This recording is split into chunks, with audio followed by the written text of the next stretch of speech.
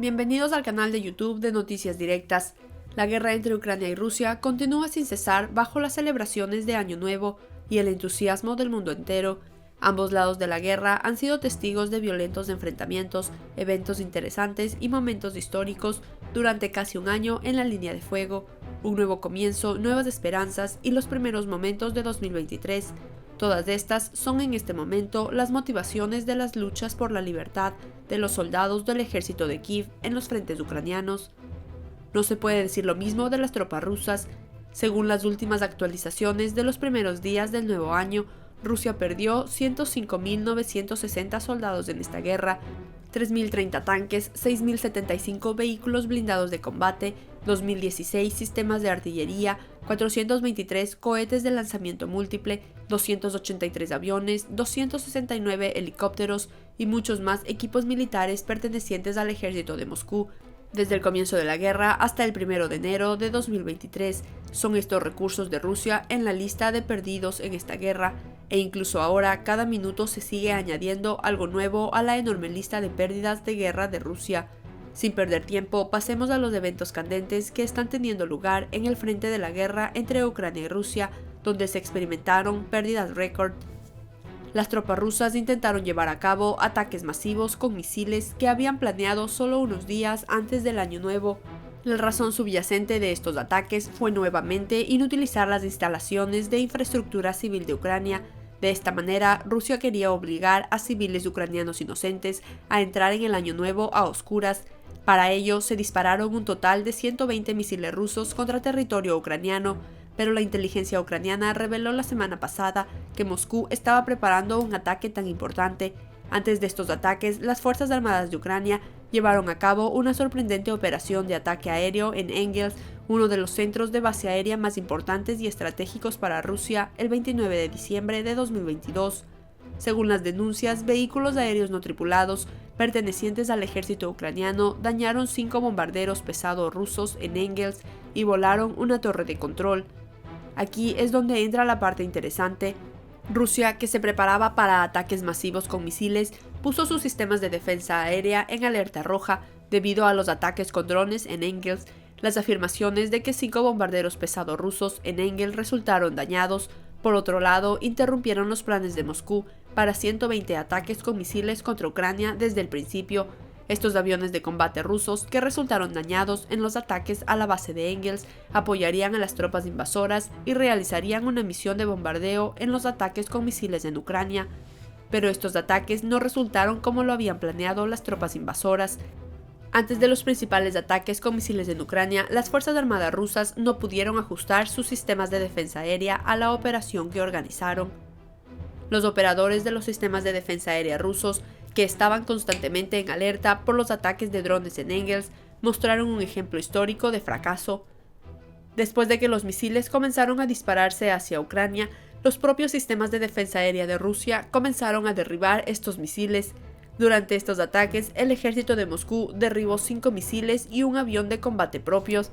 Después de este fiasco, se afirma que el Ministerio de Defensa ruso transfirió todos los bombarderos pesados que quedaban en la base aérea de Engels y que no sufrieron daños por los ataques de drones a una zona militar segura, aproximadamente a 8.000 kilómetros de esta base.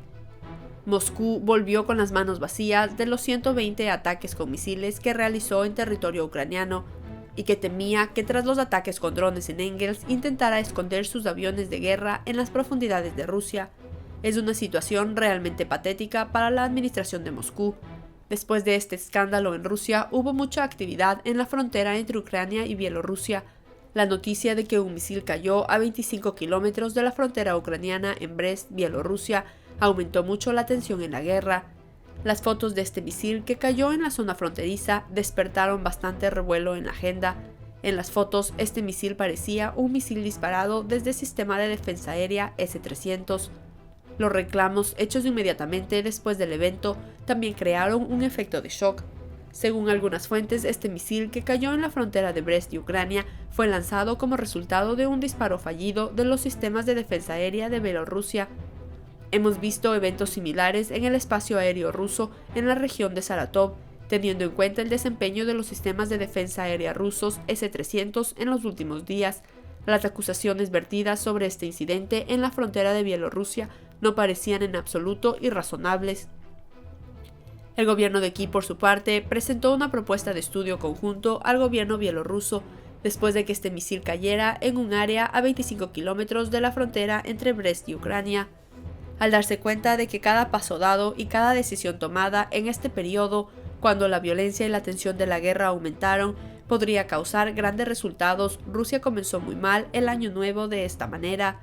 Ahora, después de todos estos ataques fallidos de la administración de Moscú, nos trasladamos a la región donde se encuentra la Armada rusa frente al Mar Negro, donde se han incrementado las medidas de seguridad.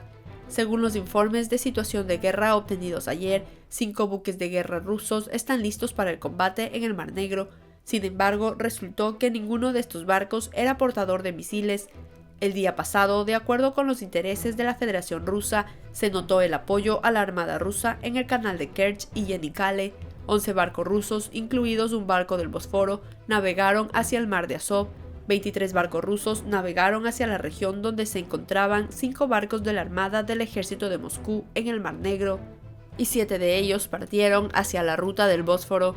Esta actividad de Rusia en el Mar Negro reveló las afirmaciones de un nuevo plan de ataque, pero el hecho de que estos 5 barcos rusos en alta mar en el Mar Negro no llevarán misiles redujo la posibilidad de estas afirmaciones.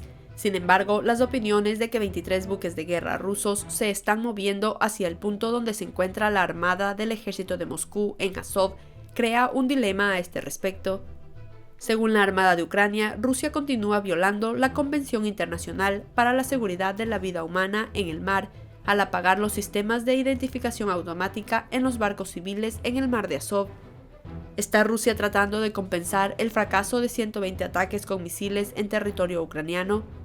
Se cree que la razón de esta temperatura en el Mar Negro se revelará mucho más claramente en los próximos días. La administración de Moscú, por otro lado, parece haber comenzado ya el trabajo de Año Nuevo a pesar de todos estos fracasos. Las estaciones de reclutamiento del ejército de Moscú en la Crimea ocupada por Rusia ya han elaborado listas de nombres que están sujetos a reclutamiento en enero de 2023. Después de la actividad en Crimea, la administración rusa no quiere sufrir otra derrota en Crimea. Como mencionamos, esta península, uno de los lugares más activos y estratégicos de la guerra, puede ser testigo de muchos ataques llamativos y eventos interesantes en los próximos días del Año Nuevo. Los últimos ataques con drones de la Fuerza Aérea de Ucrania en Crimea han provocado que los rusos maximicen las medidas de seguridad en esta península. De hecho, cuando pensamos en ello, la administración de Moscú está seriamente atrapada en un rincón en este momento. Rusia no ha obtenido ningún beneficio de los últimos ataques con misiles y ahora tiene que lidiar con la amenaza ucraniana a Crimea. Pero, ¿qué pasa con las otras líneas de frente de guerra? Según la semana pasada, las tropas invasoras tuvieron que retirarse de la mayoría de las áreas del frente de Bakhmut.